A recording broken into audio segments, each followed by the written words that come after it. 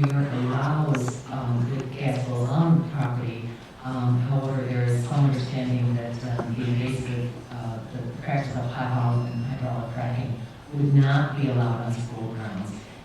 If that's true, though, can you just comment for me, if you will, or give us a little more on the proposed buffer zones on those schools in particular, and what you propose to do and how you would distance that ability from our school property, especially with those good contested schools.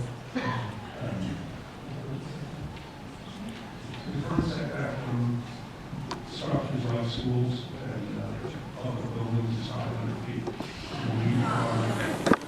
That's the existing setback.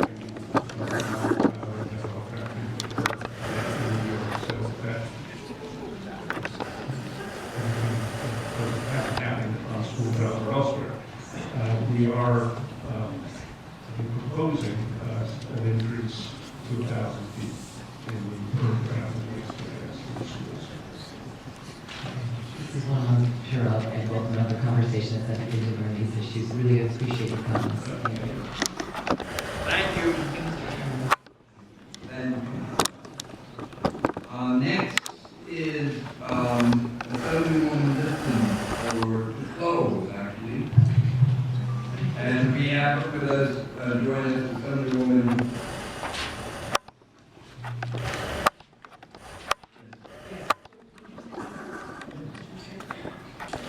Just two quick questions, Commissioner. I don't know, I've lost track of it, and I'm returning together. One hearing a year or so ago, I asked if there was a demonstration project, I said, well, where was the demonstration project in the southern tier? And I said, is there a plan, are you aware of a plan to roll out gas pulling in the southern tier as some sort of smaller project? You said, no, we're not aware of such a plan. Next day, there was a press report, there was indeed such a plan being put forward, I think by Shenango County, that went to the hydrofracking panel. Would you share? No? But I recall a question I was going to do. Just that, I read it. you were not, a year ago, you were, because that plan wasn't presented to the hydrofracking panel for possible review by that panel a year ago.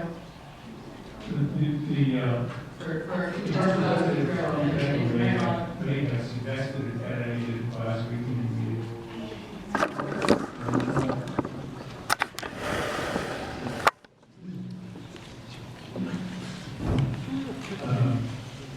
Mark just reminded me that we had the county came in and made a presentation of all the things the county would do to prepare for hydraulic fracture.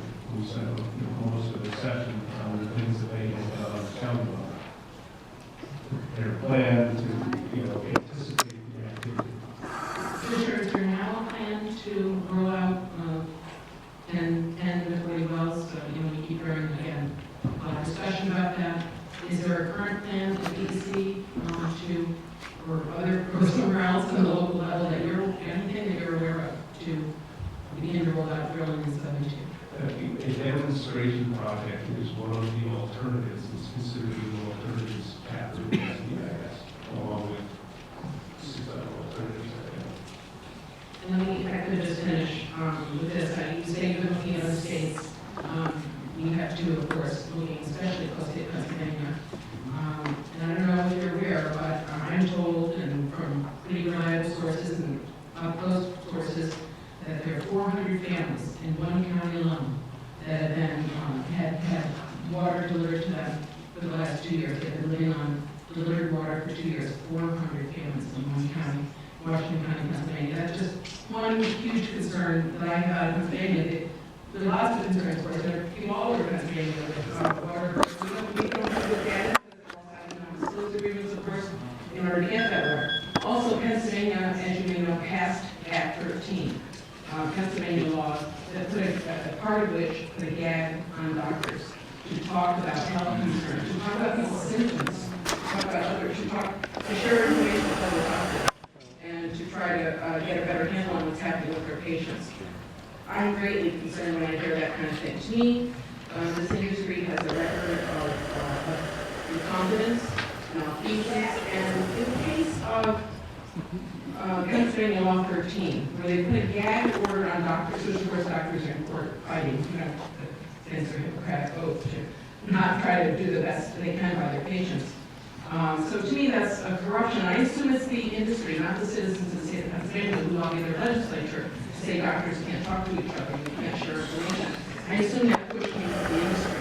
And that makes me extremely uncomfortable in terms of inviting this industry in New York State. Do you feel uncomfortable, Commissioner, when you hear that kind of thing out of Pennsylvania, just saying we ought to allow this industry in the state of New York? That level of corruption that we've seen there, that's just one instance. I'm very uncomfortable. Does it make you uncomfortable to hear these kind of things out of Pennsylvania? I'm uncomfortable anytime I hear about corporate irresponsibility, whether it's related to this industry or any other. These are just qualifiers. You know, saying doctors can't talk to each other. This is just qualifiers in our state, in our country. To me, it says these people don't want us to know what's really going on with this industry and what impact it has on real people and their real lives every day, and especially in water and human health. This industry is considered, in my view, Commissioner. Where are you on your overall thinking about that? When you look at Pennsylvania and everything, how do you think about it? You seem uncomfortable. What do you think about doctors' gag orders? Why do you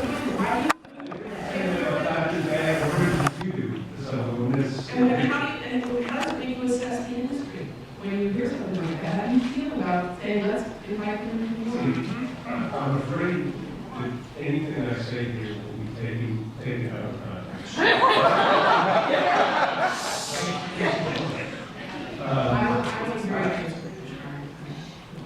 I don't think it's fair in any sector to categorically condemn everybody that's in the industry for the behavior of some companies. Clearly, some companies have not been responsible for it. You can say that with regard to lots of different industries. There's charlatans in the healthcare industry. There's charlatans in the petroleum industry generally. Well, the question is, can you properly regulate them? Can you force responsible companies to operate in New York? And that's an open question. What I'm concerned about is whether or not someone can operate in New York in a way that protects them. That's all. And we have. With all due respect, I don't think that Pennsylvania is corrupt as it clearly is around this industry. It is responding to they are responding to the industry as a whole. But why don't you do it on the real information they ask people? I can't believe the state of Pennsylvania listened to one or two businesses, one or two mom and pop operations and said, sure, we'll agree with the guy we're on. Thank you, Mr. Chairman. Thank you.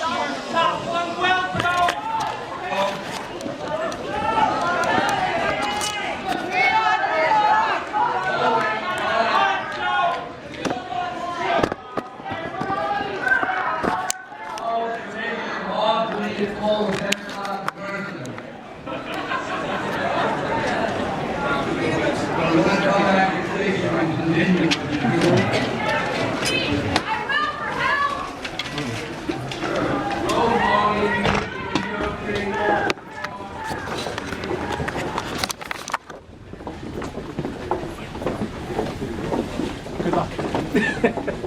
Enjoy.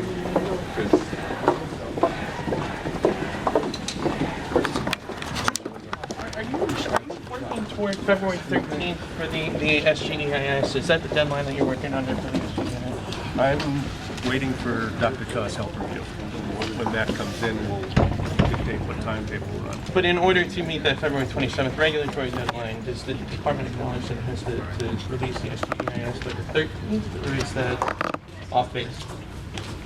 We would, but when Dr. Shaw's ready to issue his health report, he'll issue it. So it sounds like you expect to miss that February 27th deadline. I don't know. I don't know what Dr. Shaw said, a couple of weeks.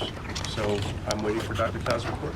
Commissioner has a very busy schedule. We have to go. Commissioner, how can you endanger New York's water, air, and food for the profits of the oil and gas industry? It's a high priority of the government. It's a terrific way to keep homes, again, homes that are in very susceptible flood-prone areas out of floodplains. So more details to follow, but it's a high priority. Thank you, guys. Commissioner, please don't endanger New York's water, air, and food for the profits of the oil and gas industry. Commissioner, one last, how long do you expect it will take to review Dr. Shaw's results? I don't know because I haven't seen it.